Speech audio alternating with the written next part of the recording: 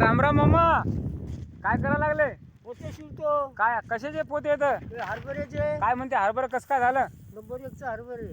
पण झडती उतरला नाही वाटते. नाही तेवढं खास नाही उतरलं. तुमच्या अंदाने किती व्हायला पाहिजे होतं बरं? बाबाजी होतं 12-14 पोते. 12-14 पोते व्हायला पाहिजे ते मित्रांनो. पण आता या माणसानं आतोनात प्रयत्न केले पहा शेतीमध्ये भयानक. आता या मावशीबाई गाठे फुटले तर गाठे पण वेचून राहिल्या.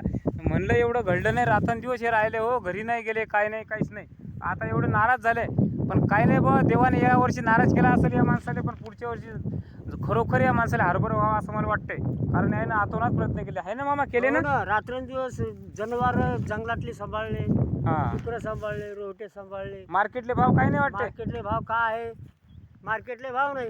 हां हां, काय करता मग? मग आता खर्च फिटेल का नाही? काय मुश्किल आहे.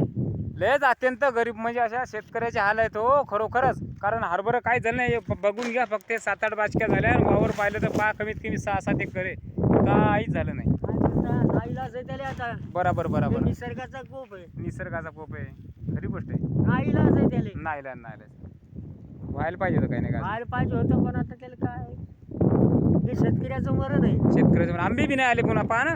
आंबे नाही झाडाले. या वर्षी म्हणजे शेतकऱ्या जिकून तिकून असं हेच आहे लगे हानीच व्हावं लागली मालाच्या बाऱ्यात. बरं, जय जवान जय किसान.